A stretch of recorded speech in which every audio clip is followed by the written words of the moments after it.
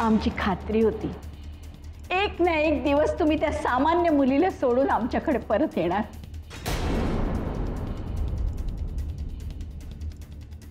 तुमचा काहीतरी गैरसमज होता साई।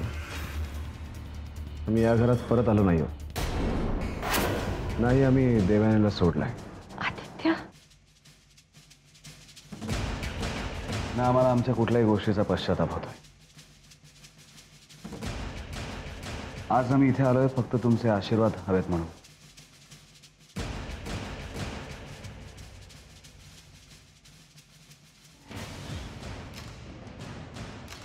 भैया साहेब, आम्ही देवयानीशी लग्न करायचं ठरवलंय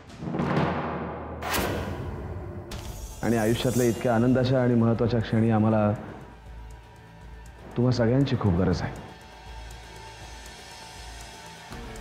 आम्ही तुम्हाला खरंच आपले मानतो।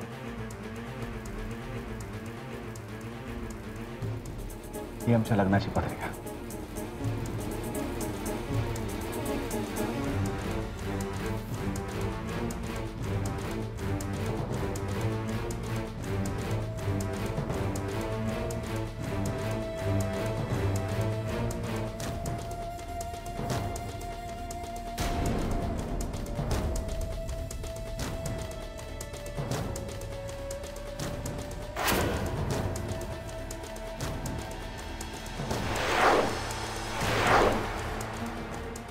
काय हवंय तुम्हाला आदित्यराजे आमच्याकडून?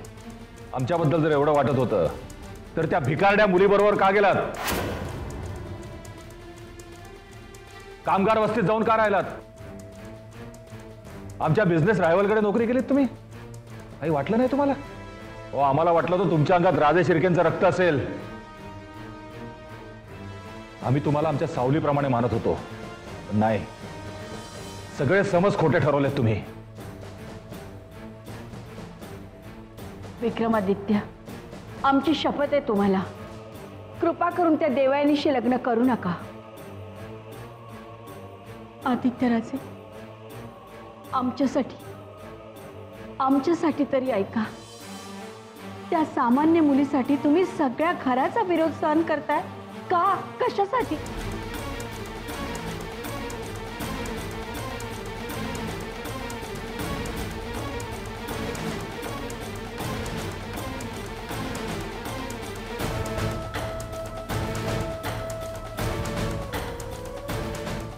वहिनी,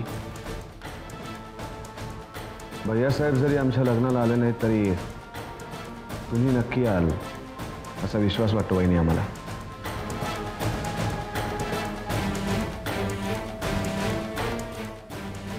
याल ना?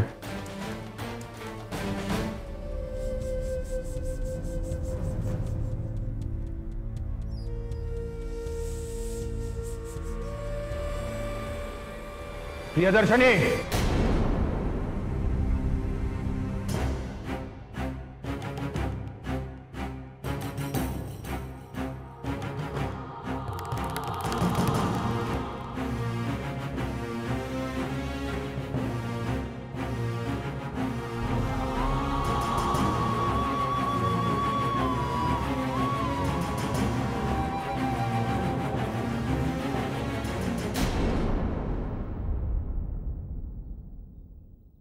देव, देव, देव, तू हे काय करतेस? हे बघ, मला असं वाटतं ना की आता तू या अशा छोट्या छोट्या आणि अनइम्पॉर्टंट गोष्टींमध्ये वेळ वाया घालवू नकोस, प्लीज। मग काय करू? काय करू? काय हेल्प कर मला। तुझ्या लग्नाची तयारी करायची आहे ना? चल पटापट मला तुझ्या मित्रमैत्रिणींची नावं सांग प्लीज। साक्षी, आधीच साखरपुडा झाल्यापासून माझं मन मला खातंय।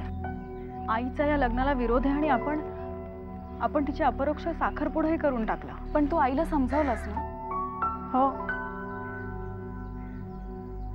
एक अयशस्वी प्रयत्न करून पाहिला। हे बघ साक्षी, तुझ्या काय किंवा माझ्या काय, आपल्या दोघींच्याही आयुष्यातल्या अगदी छोट्या छोट्या गोष्टींसाठी सुद्धा आईचं खूप महत्त्व आहे। आज बाबा असते तर परिस्थितीच वेगळी असती, पण आज हा आनंद शेअर करण्यासाठी बाबाही नाही आहेत. देव, मी जर म्हटलं की तुझा प्रयत्न पूर्णपणे अयशस्वी नव्हता तर म्हणजे मी आईशी बोलले. मला ती द्विधा मनस्थितीत वाटली.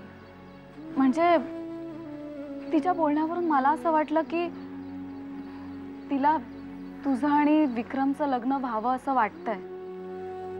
पण आपण ना तिला तिचा वेळ द्यायला हवा.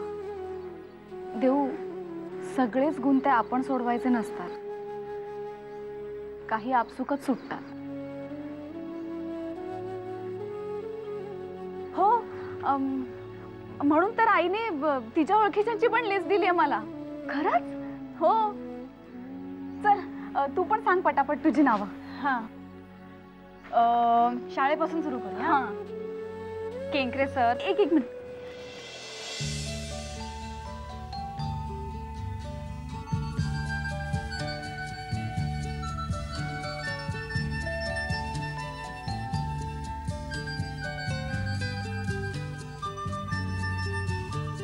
मोरे सर लिहिलेस का? हां.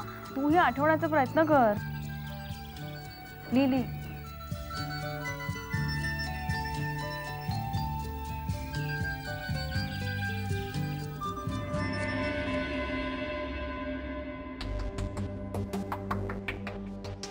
ठीक आहे. जशी तुमची मर्जी.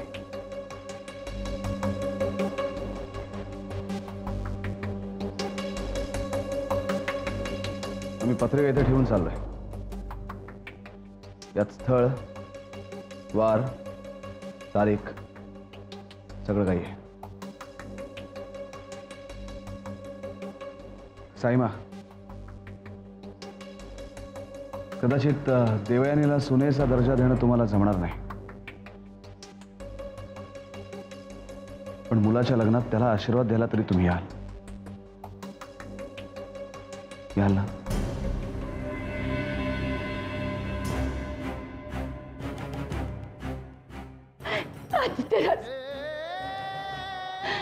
तुम्ही नका ना जाऊ. तुम्ही थांबा ना. ही चूक पुन्हा करू नका आदित्यराजे. तुम्ही नका जाऊ. नका जाऊ आदित्यराजे. आदित्य, रणवीर, जाऊ द्या त्याला साहेबा. अडवू नका. काही उपयोग व्हायचा नाही. ऐकलं ना तुम्ही? त्यांना आमचीही गरज नाही.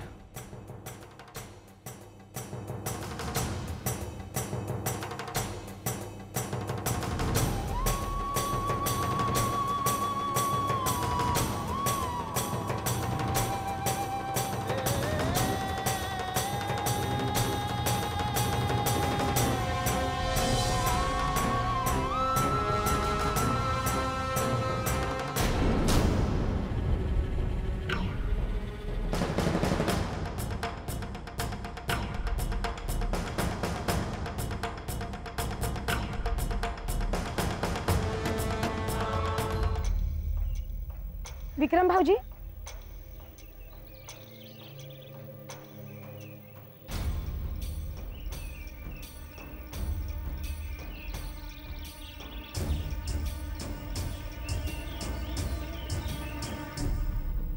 वहिनी, हे काय? तुमच्या लग्नाला येण्याची आमची मनापासून इच्छा आहे भाऊजी, पण काही कारणामुळे जमू शकलं नाही.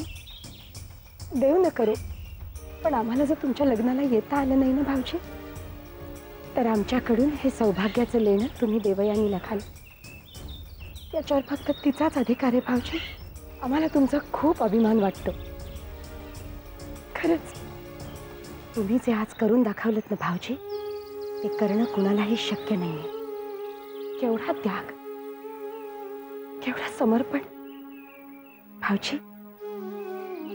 ही समर्पणाची भावना, ही कमिटमेंट अशीच आयुष्यभर कायम राहू द्या. आयुष्यात प्रेम असलं ना की माणूस कुठली असाध्य गोष्ट सहज शक्य करून दाखवतो. खरंच आम्हाला तुमचा खूप अभिमान वाटतो भाऊजी.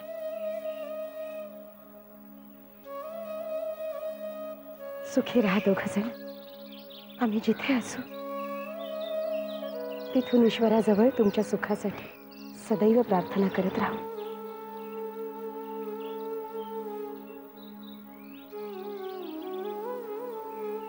लग्नाला या, आम्ही वाट पाहतो.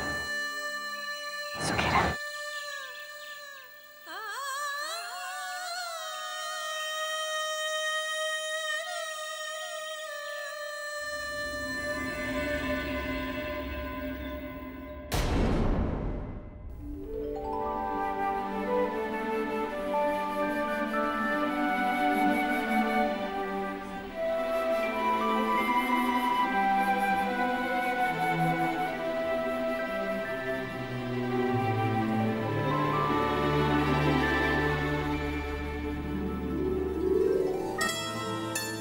प्रतीक्षा देशमुख.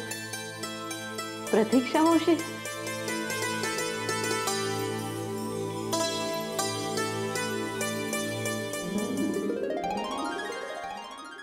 आले. फोन आहे आता. हॅलो. हॅलो, देशमुखांचं घर का? हो, कोण बोलताय? मी समीक्षा सरदेसाई. प्रतीक्षा मावशी आहे का? नाही, वहिनी घरात नाही आहेत, बाहेर गेल्या. येतीलच इतक्यात. आपण कोण बोलताय? म्हणजे सॉरी, मी तुम्हाला ओळखलं नाहीये. प्रतीक्षा मावशीची मैत्रीण सुजाता सरदेसाई, तिची मी मुलगी. हो का? आम्ही 4-5 दिवसापूर्वीच शहरात आलोय. बरं बरं. वहिनी आल्या की मी सांगेन तुमचा निरोप. आणखीन काही? त्यांना मला फोन करायला सांगाल का? हो. मी माझा नंबर सांगू तुम्हाला, लिहून घेता? हा हा, एक मिनिट. पेन. हा हा, बोला. समीक्षा Sardesai.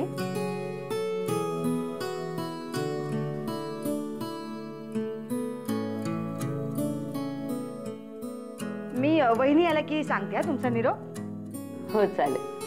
Okay okay, bye. Thank you. हे कोण बया? समीक्षा सरदेसाई.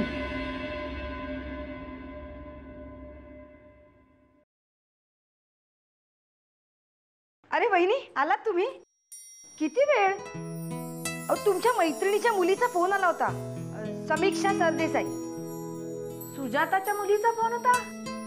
हा, तिने तुम्हाला फोन करायला सांगितलंय. अरे वा, एवढ्या वर्षांनी आठवण झाली माझी. तिने काही नंबर वगैरे दिलाय का तुला? हो, दिलाय ना, मी लिहून ठेवला इथे व्यवस्थित. दाखवते. हा हा, बघ. हा नंबर, करा फोन.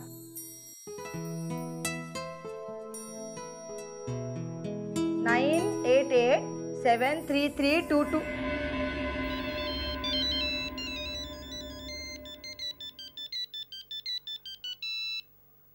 हॅलो.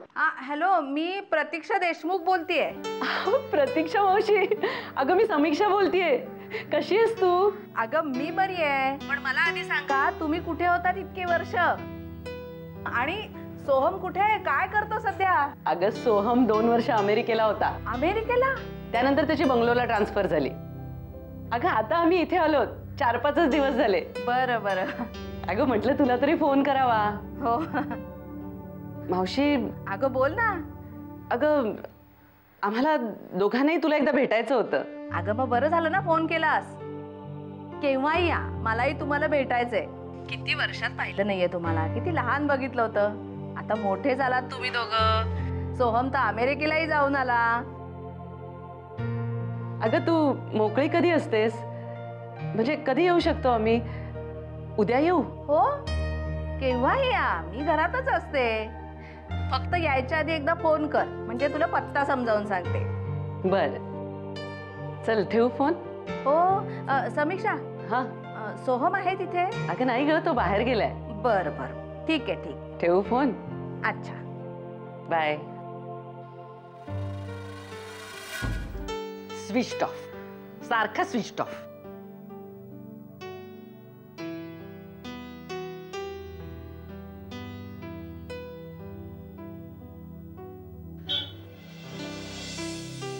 सोहम, सोहम लवकर आलो आलो.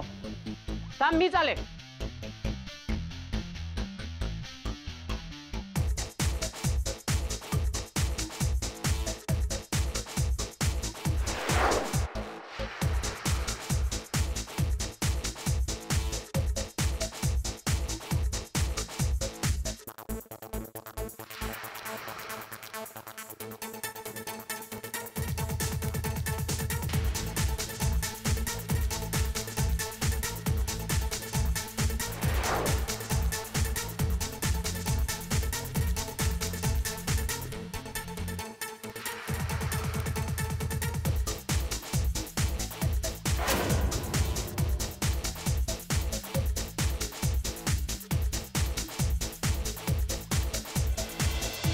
सोहम, अरे सोहम, गुड न्यूज आहे. घे केक घे. काय झालं? अरे सॉलिड न्यूज आहे आज.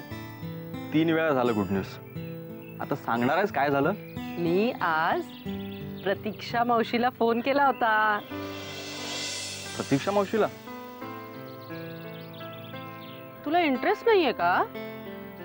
ठीक आहे, मग मी नाही सांगत. नाही नाही, सांग ना ताई. असं नाही, प्लीज म्हणायचं. म्हण, प्लीज ताई, प्रतीक्षा मावशी काय म्हणाली ते मला सांगशील का? म्हण.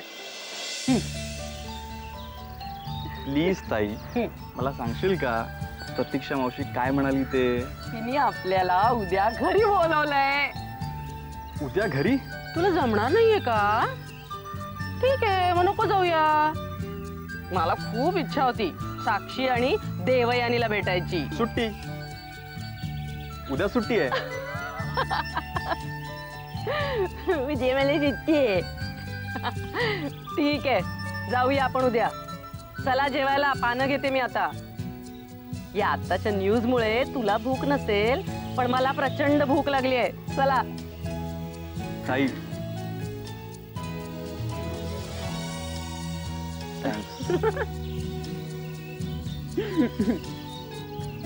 You're most welcome.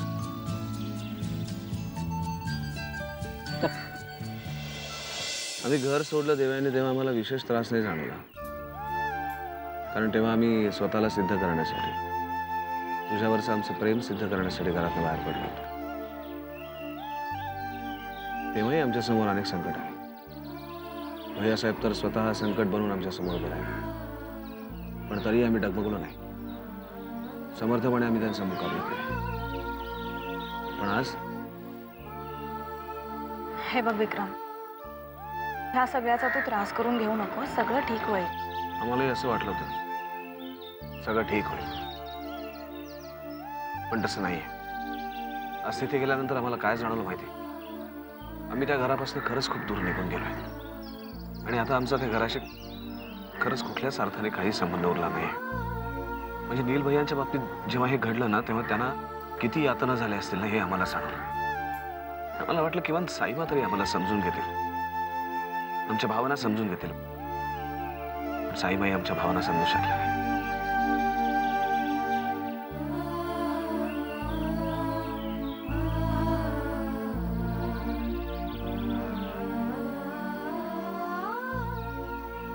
हे काय? हे कंगन प्रिया वहिनीने तुझ्यासाठी दिलं.